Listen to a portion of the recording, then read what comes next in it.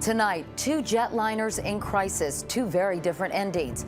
New clues to what brought down Flight 447, and the captain of Flight 1549 says pilot experience was key in that miracle landing. I'm Katie Couric. Also tonight, payback time. 10 major banks bailed out by taxpayers are about to return the money with interest. The skyrocketing cost of health care, one reason patients unwittingly saying okay to billions of dollars of procedures they don't need. And a growing danger on the highways. Texting at the wheel. Some say there ought to be a law, a federal law.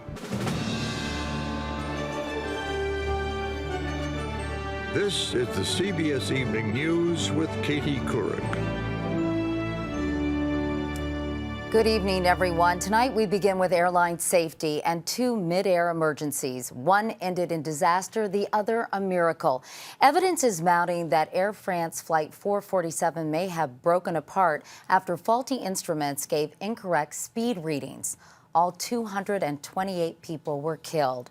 Meanwhile, everyone survived on U.S. Airways Flight 1549, thanks in large measure to the split-second decisions made by its veteran flight crew. And just released transcripts provide new insights into what was going on in the cockpit. Nancy Cordes begins our coverage tonight. The newly released transcripts reveal everything the pilots said to each other before their miracle landing. What a view of the Hudson, Captain Sullenberger remarked to his co-pilot as U.S. Airways Flight 1549 lifted off from LaGuardia. Not 30 seconds later, there was a thud so loud it was captured on the cockpit voice recorder. Birds! Whoa, the pilots exclaimed. Uh-oh, said co-pilot Skiles as the engines lost power. We got both of them rolling back, replied Sullenberger. The cockpit filled with warning bells. Sullenberger went on the PA system, telling passengers, "This is the captain, brace for impact." 20 seconds before touchdown, Sullenberger had one final question for his co-pilot. Got any ideas? Actually, not. I couldn't afford to be wrong. At the first of 3 days of NTSB hearings on the crash, Sullenberger said his 40 years of experience helped him stay calm. I think that it allowed me to focus clearly on the highest priorities at every stage of the flight without having to constantly refer to written guidance. The pilots in this deadly Colgan Air crash in Buffalo in February had significantly less experience, and the captain had failed 5 flight tests, leading the FAA today to order its inspectors to immediately focus on training programs at regional airlines like Colgan. Those carriers operate half the nation's domestic flights. They used to require new hires to have at least 1,500 flying hours under their belts. Now, some pilots can get hired with as little as 300 hours. Regardless of how good their training is, they can only be so good because they haven't been in the field long enough. Regional airlines deny there is any experience gap. Can you truly say that regional carriers are as safe as the network carriers? Yes, we absolutely can, because I think if you look at it, for the last 2.5 years, we are coming off the safest period in aviation history. But aviation experts point out the 4 most recent fatal commercial crashes in the U.S. involved regional carriers, and pilot error was a factor in 3 of them, Katie. So, Nancy, ultimately, is the take-home message here avoid regional airlines? Well, not avoid, because that's not always possible, but I will tell you that several experts we've spoken to have said that if they can fly in those larger jets on those larger airlines, they will. All right, Nancy Cordes in Washington tonight. Nancy, thank you. Now turning to Flight 447, divers off the coast of Brazil have recovered 41 bodies so far. 187 are still missing. Meanwhile, Air France, Delta, Northwest, and U.S. Airways are replacing airspeed monitors on their Airbus 330s. Bob Orr tells us investigators believe those monitors may have malfunctioned on Flight 447, leading to a series of failures that ended in disaster. It is the strongest evidence so far that Air France 447 may have broken up in flight. The jet's tail fin is virtually intact, cleanly sheared near the bolts that had connected it to the fuselage, a sign it may have been ripped off by strong aerodynamic forces. It happened before on another Airbus jet. American Airlines 587 lost its tail before crashing in November 2001 in New York, killing 265 people. Investigators determined the fin snapped off after the pilots moved the rudder back and forth, exposing it to strong forces the tail could not resist. But investigators won't know precisely what happened to the Air France jet until they find the black boxes. The boxes, like this one, should be putting out chirping signals to help search teams armed with sonar locate them. For now, investigators only have a puzzling stream of alerts sent from the A330 to an Air France maintenance base in the final moments before the plane was lost. Investigators are focusing on one particular message, an erroneous airspeed reading, possible evidence that the jet's airspeed probes may have malfunctioned. If the L-shaped probes, called pitot tubes, become obstructed with ice or other debris, faulty airspeed indications can cause the pilots to fly either dangerously fast or dangerously slow, and either can lead to a crash. And we've seen that before. In 1996, 189 people died when a jetliner crashed off the coast of the Dominican Republic. Later that year, 70 people were killed in a crash near Peru. Both crashes were blamed on blocked pitot systems. Some pilots have seized on that as a possible cause of the Air France crash, but investigators don't know. And those black boxes are still missing somewhere in the deep. Bob Orr, CBS News, Washington. In other news, remember all those hundreds of billions of dollars you gave America's financial institutions to keep them afloat? Well, you're about to get a lot of it back, at least the government is. Anthony Mason tells us the Treasury gave 10 banks permission today to repay $68 billion, freeing them from the strings that came with that money. The government says its emergency repair job on the financial system is working, and 10 top banks, including J.P. Morgan Chase, Goldman Sachs, and American Express, are strong enough to pay back TARP money. The key issue is, do we have confidence in the banking system? And I think confidence is back. And the president said it's being paid back with interest. It is a positive sign. We're seeing an initial return on a few of these investments. On the $68 billion loan to the 10 major banks to shore up their capital reserves, the government's been earning 5% interest. Over 7 months, that's amounted to $1.8 billion. In all, $70 billion of the nearly $200 billion loaned to 600 banks has been or is now due to be repaid, with taxpayers earning $4.5 billion in interest. And last week, we repaid them the $75 million. Jerry Lipkin, CEO of New Jersey's Valley National Bank, says his bank is holding on to the rest of its $300 million in TARP money for now. It's costing us about $16 million a year. That's expensive insurance for a bank that's continued to make a profit during the recession. But Lipkin says there are still too many uncertainties out there. I'm worried about the economy slipping back or getting worse, or public confidence, consumer confidence weakening. Government watchdogs are worried about that, too. We're still in mid-crisis, and there are both up arrows and down arrows. Most banks are anxious to shake off the restraints that have come with TARP funds, including limits on executive pay. But the government is forcing another 10 top banks to hold on to the money until they can raise more capital. Katie? Anthony Mason. Anthony, thanks. Chrysler also got a taxpayer bailout, more than $7 billion. Right now, the company is parked in Chapter 11, waiting to see whether the Supreme Court clears the way for a partnership with Fiat. In the meantime, Ben Tracy tells us a bankruptcy judge today approved Chrysler's plan to cut off hundreds of dealers. The ride is over for this Chrysler dealership near Los Angeles. Tomorrow we become Star Pre-Owned Supercenter. No Chrysler. No Chrysler, no Jeep. It's going to be a sad day. This is one of 789 Chrysler dealers being cut off by the company tonight. After that, no more Chrysler rebates, and even new cars must be sold as used. That gave Steve Jones incentive to try to snag a new Jeep at the last minute. He bought another Chrysler just 2 months ago for $10,000 off the sticker price. Even in this economic environment, there are still pretty good deals to take advantage of. Buyers have been in the driver's seat, many getting 25 to 30% discounts. They're going to have to hold on to the vehicles pretty much for the life of the car and drive it into the ground because they're not going to have a really great resale value. The past month has been a bumpy ride for this once highly profitable dealership. After Chrysler filed for bankruptcy, this is what the owner told his team. We will be open for business now and in the future. 2 weeks later, they were shocked to find out Chrysler was letting them go. So what all do you have left on the lot? 97 new cars. 97 cars worth $2.5 million they had hoped to sell. Across the country, there are still 26,000 new cars on Chrysler lots that close today.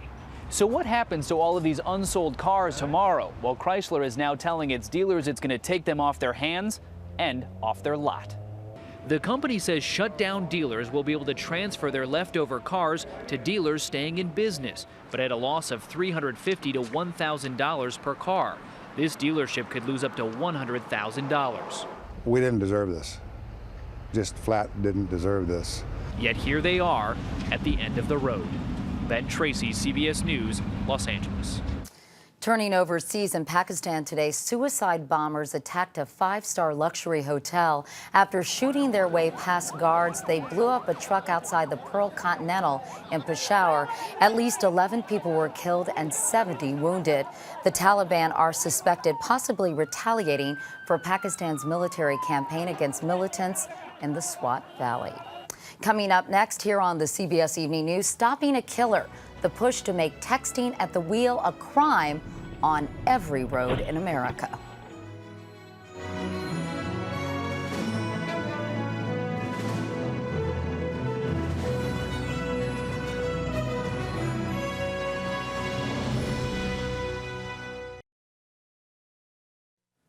Chances are, if you took driver's ed or one of those refresher courses, the instructor told you most accidents are preventable if only the driver would pay attention. That's why 13 states now have laws against texting while driving, and 17 more are considering them. But some say what we really need is a federal ban. Here's Kelly Kobiella.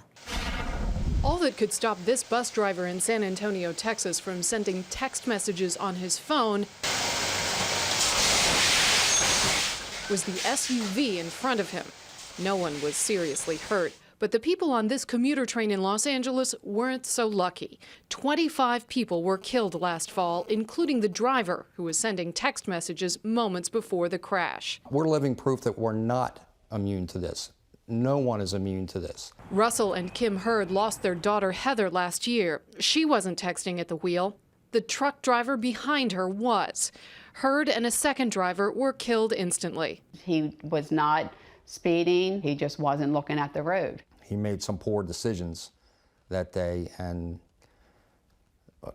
they have changed my life forever. Law enforcement officials say texting at the wheel is one of the most dangerous driving habits, but it's also one of the hardest to resist. Yeah, we see that all the time. Have you ever done it? Have I ever done it? Yeah. I'm not going to lie to you. In fact, a nationwide insurance study found 1 in 7 drivers admits sending text messages in the driver's seat. Among 18 to 24-year-olds, it's even higher. 1 of every 2 drivers. Some parents are so worried about their text-addicted teens, they're installing cameras in their cars. The teens know about them, yet they're still undeterred. You're speeding a little. Oh, wow. At schools like this one in South Florida, young drivers are getting off-road experience. Even if you take your eyes off the road for 2 seconds, how you could drive off the road or hit another car. Still, ask them if this lesson teaches them to put down the phone. Honestly, I think I'm gonna definitely limit it, but it's hard to say, like, I'm gonna completely stop. Which is why the Hurd family is pushing for a federal ban. We learned not to drink and drive because it was against the law. We're hoping to do the same thing with the cell phone and texting ban. So drivers finally get the message to keep their eyes off the screen and on the road. Kelly Kobiella, CBS News, Miami. And now to the nomination of Sonia Sotomayor to the Supreme Court. Senate Democrats said today her confirmation hearings will begin on July 13th, a lot earlier than Republicans wanted. The judge continued get-acquainted meetings with senators on Capitol Hill today, but this time she stayed put because of her broken ankle. They went to her. And there are some other broken limbs in Washington. Strong wind knocked down a tree on the White House's north lawn, a European linden planted in 1940. We're told the tree will be ground up and used for mulch. Coming up next, what is informed consent? Often patients are not informed when they consent to unnecessary and expensive medical procedures. The House of Representatives voted unanimously today to condemn the murder of Dr. George Tiller, the Kansas doctor who performed late-term abortions. Meanwhile, his family announced today his Wichita clinic will not reopen. Tiller was shot to death 2 Sundays ago at his church. A suspect has been charged. In a statement today, Tiller's family said, "We are proud of the service and courage shown by our husband and father." In other news, the high cost of medical care is a huge issue today, and the truth is, patients often make the problem worse by giving doctors permission to do procedures they don't need. Experts point to 4 procedures: coronary angioplasty, spinal fusion, knee replacement, and hip replacement that are responsible for billions of dollars in hospital costs every year. 30 to 40% of those procedures are considered unnecessary. Our medical correspondent, Dr. John LaPook, has more. Mr. Jordan, I'm Dr. Rob. 55-year-old David Jordan has suffered a heart attack. His doctor is suggesting an angiogram to see if a blocked artery needs to be opened up by angioplasty. What we're planning to do to try to figure this out is a heart catheterization. But does he really understand what he's consenting to? Research shows patients often don't have a clue and may end up having a procedure that doesn't help and may even hurt them. A frequent example? Angioplasty when you're not having signs of a heart attack. It's used much more than it needs to be or would be if patients were adequately informed. 40% of the elective procedures are unnecessary. Most patients think non-emergency or elective angioplasty will make them live longer.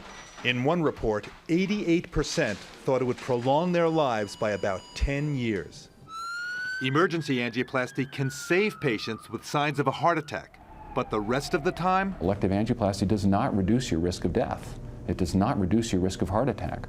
That's a huge amount of money that's being wasted on a procedure that can only carry risks. Dr. Fisher says proper informed consent would eliminate 30 to 40% of other unnecessary expensive procedures like angioplasty, spinal fusion, knee replacement, and hip replacement. The problem starts with consent forms. A review of hundreds of consent forms at more than 150 hospitals found them to be of, quote, limited value.